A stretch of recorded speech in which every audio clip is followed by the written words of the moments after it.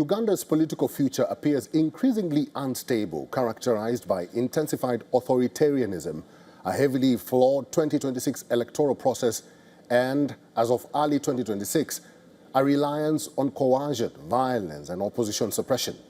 Incumbent President Yoweri Museveni, in power since 1986, continues to tighten control, sparking concerns of a potential crisis during the nation's transition.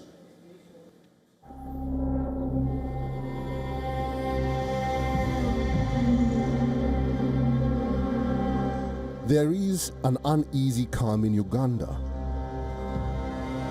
The landlocked East African country is still unsettled after the longest-serving president, Yoweri Museveni, was re-elected in this year's polls. I congratulate the people of Uganda. I ask the confused people to come back to sanity, because what they are planning, what they wanted to do, we already know, and we have already mobilized together with the people.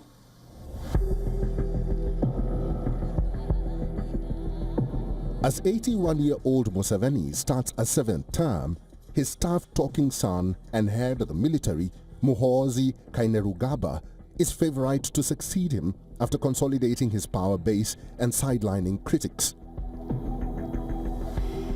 Kainerugaba, best known to many Ugandans for his fiery social media posts, helped his father to election victory by ordering a crackdown on opponents and cutting the internet, this according to sources familiar with the matter.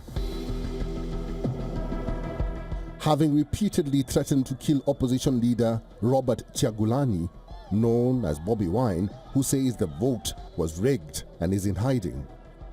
Kainerugaba, who attended Britain's prestigious Sandhurst Military Academy and is an admirer of Mao Zedong and Fidel Castro, first announced in 2023 that he wanted to be president after his father, saying he was tired of waiting forever.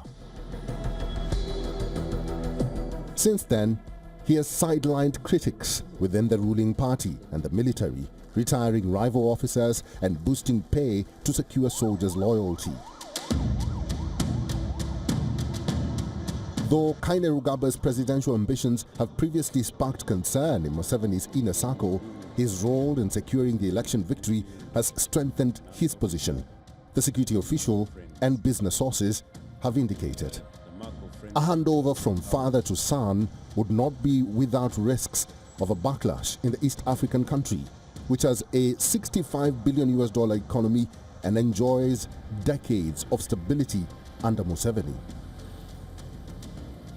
He's very calm and quiet. He will listen and take notes from everybody. So he gives everybody a chance. But I think that it's quite safe for somebody to conclude that there would be people within the military who do not feel happy about General Muhoozi's behavior, because the laws of this country prohibit serving military officers from engaging in partisan politics.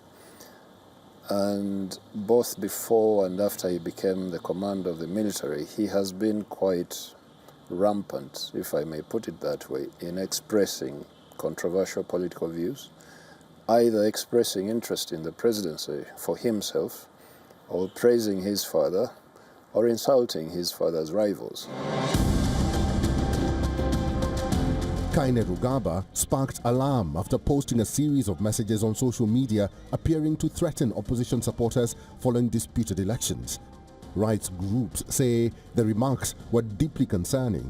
Amnesty International says the posts appear to amount to an admission of extrajudicial killings and reflected a broader pattern of abuses following the vote.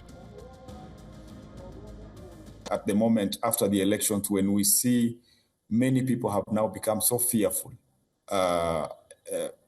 and for the threat to come from the Chief of Defense Forces, it's a much bigger concern.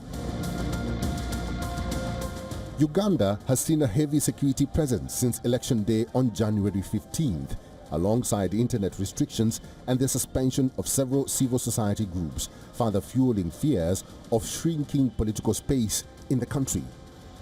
Africa Bureau, WION World is One.